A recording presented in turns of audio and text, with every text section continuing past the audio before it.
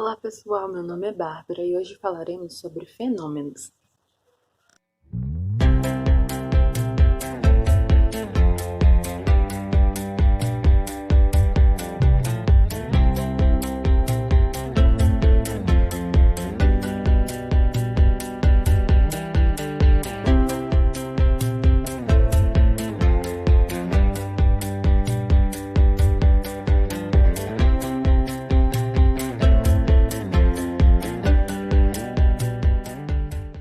Então, dentro do conteúdo de ciências existem muitos termos que nos deparamos e que logo de primeira já começa a dar aquele medinho, sabe?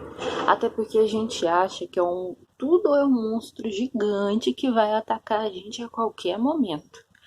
É física, química, biologia, matéria, fenômenos, corpo, átomo, partícula, elétron, elementos químicos, equações, reações.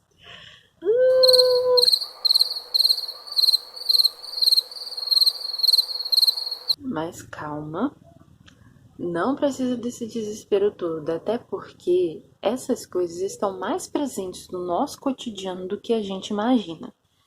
O estudo das ciências nada mais é do que o estudo sobre os fenômenos. Mas daí, o que são fenômenos? O fenômeno é todo acontecimento observável, que é usado também para aquilo que não conseguimos enxergar diretamente com os nossos olhos, mas está ali acontecendo. Ou também pode ser algo induzido, como os trabalhos em laboratórios, que sempre passam por testes para determinar ou identificar o potencial de determinado composto ou substância. Essa palavra surge do grego phainomeno, que significa observável. Logo, o fenômeno é todo acontecimento que é observado na natureza, ou também é um fato ou evento que pode ser descrito e explicado cientificamente. Assim, de forma geral, compreende-se que os fenômenos são todos os eventos que ocorrem ao nosso redor ou que são induzidos, ou seja, é um processo da matéria.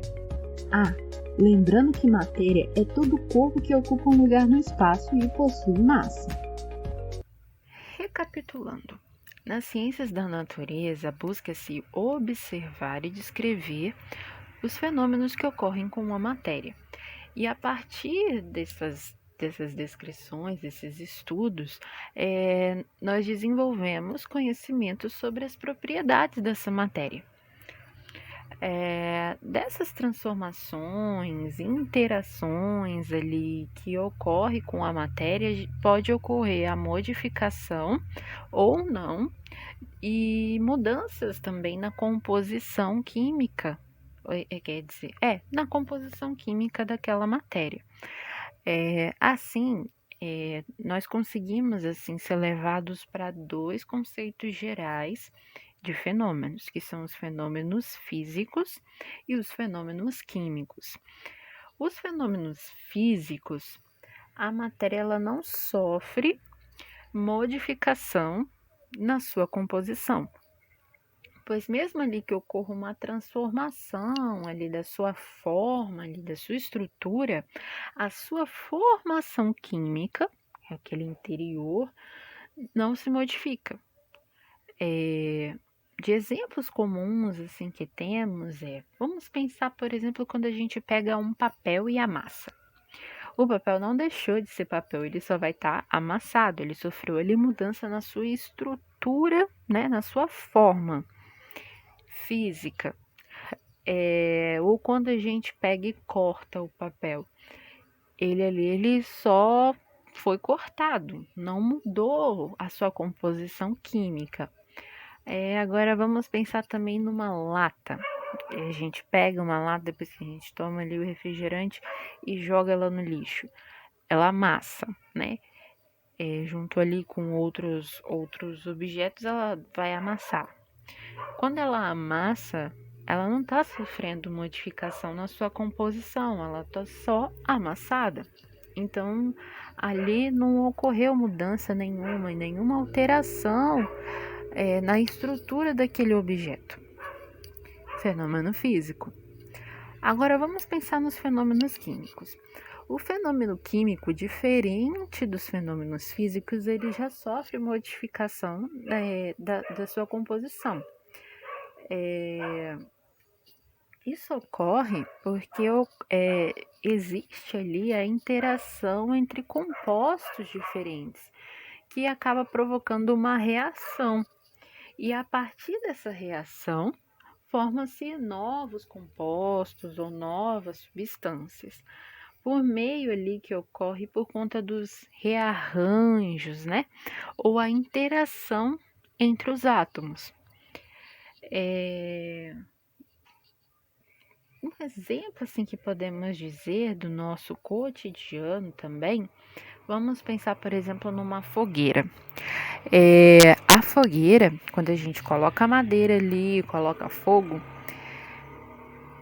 ali está ocorrendo um processo chamado de combustão. É uma reação química, né? Porque ali a gente está alterando daquela madeira, ela não vai voltar mais a ser madeira, ela vai se tornar cinzas, né? Ocorreu uma reação química. Agora vamos também pensar num prego. Pensamos num prego. Quando a gente deixa ele no ambiente, esquece ele ali no ambiente, e vamos voltar assim, dias depois, anos depois, para poder olhar aquele prego, a gente vai notar que ele vai estar enferrujado. Por quê? Ele sofreu alteração por conta do ambiente ali, né? Ele pegou chuva, pegou sol, né? Outros organismos também estavam ali, micro-organismos estavam ali também agindo. Ele sofreu uma oxidação. Logo, aquela estrutura mais externa, né? A superfície mais externa sofreu oxidação, o que resultou na ferrugem. Agora vamos pensar, por exemplo, numa fruta podre. Ocorreu ali, organismos decompositores atuou ali naquela fruta e que acabou levando ao apodrecimento daquele fruto. Logo, ocorreu uma reação química. Essas relações são possíveis de serem observadas na natureza, como no caso do ciclo da água, em que pode ser visto seus diferentes estados físicos, que se dá pelos processos de evaporação, condensação, precipitação e transpiração. Lembrando que a água é indispensável para a manutenção de vida na Terra, que faz necessário entender os seus processos e propriedades. Um exemplo de como ocorre algum desses processos, temos a secagem de roupa quando ela é estendida no varal após ser lavada. Depois de um determinado tempo, essa roupa se encontra seca, já que a umidade ou a água que se encontrava nela sofreu evaporação.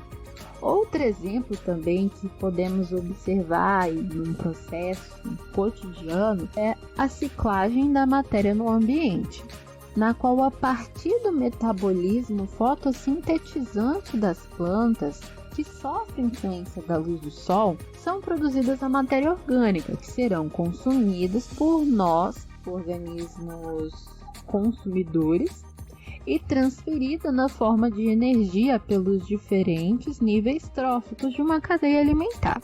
Que quando essa matéria é excretada, o nosso organismo devolve para o ambiente essa matéria na forma inorgânica, que ao retornar para o ambiente, serão utilizados pelos organismos produtores.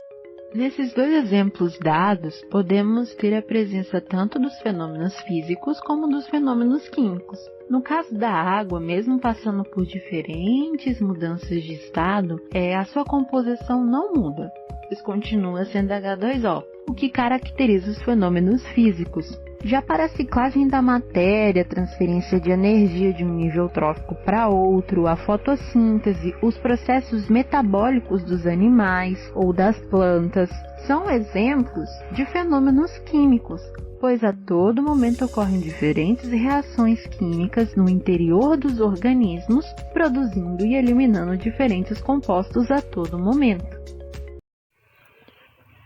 Mas aí agora tá aí, como é que a gente observa a ocorrência desses fenômenos? Então, Indo para um lado, lógico, realmente, assim, a gente não consegue sempre ver a ocorrência desses fenômenos de forma bem separadinha, não. Às vezes elas estão ali interagindo mais do que a gente pensa.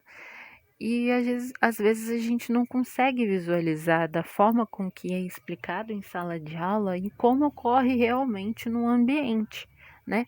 Como é a realidade em si.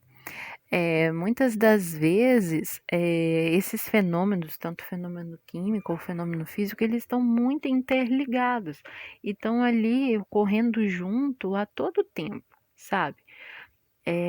Por exemplo, quando ocorre a formação de um novo composto, né? A partir do choque ou a interação entre partículas, átomos, moléculas, né?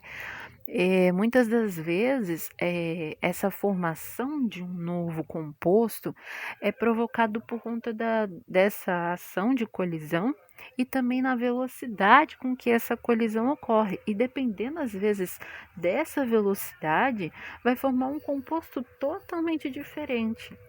Então, assim, quando a gente para pensar, os fenômenos físicos e químicos estão ocorrendo junto. Por quê? Vamos pensar. Na formação de um novo composto, a gente sabe que é um fenômeno químico. Agora, quando ocorre a colisão ou choque e a velocidade com que ocorre isso, é um fenômeno físico. E é aí que a gente para poder pensar que o fenômeno físico e o fenômeno químico são mais interligados do que a gente pensa. Agora, vamos pensar assim, por exemplo, quando ocorre dentro de uma reação ali, está liberando energia na forma de calor, né? Ali está ocorrendo uma reação exotérmica, né? Então, assim, aí pensando nessas reações exotérmicas, o sabão em pó, por exemplo. O sabão em pó, quando ele é diluído ali na água, depois de um tempinho, quando você vai olhar, aquela água ali tá mais quentinha. Mas por que isso ocorre? É porque, na verdade, ali, quando o sabão é diluído na água, né? Quando ocorre essa diluição do sabão na água, do sabão em pó na água, tá ocorrendo ali um processo de reação exotérmica, ou seja, tá liberando calor. Dessa forma, e por que ele libera calor? É porque dentro da composição do sabão existem assim diferentes compostos que quando eles interagem com a água, eles liberam calor e desse calor facilita na remoção da sujeira dos objetos, né? E da roupa, por exemplo.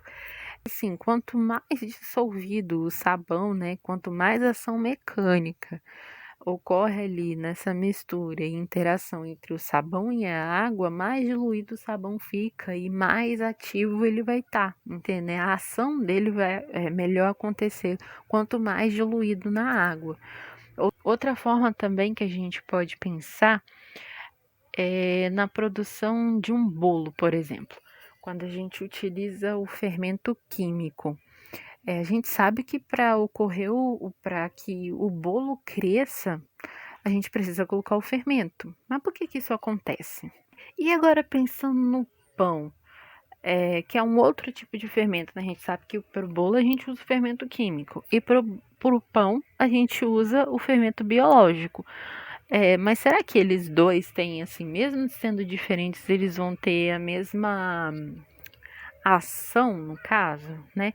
Vão ter ali as mesmas propriedades, eles agem assim de forma igual, por que a estrutura deles é diferente ou a propriedade pode ser um pouco diferente, né? E às vezes assim a gente tem que observar mais na prática. Mas então por que a gente não aplica? Vamos pensar um pouquinho a partir da prática da produção de pão?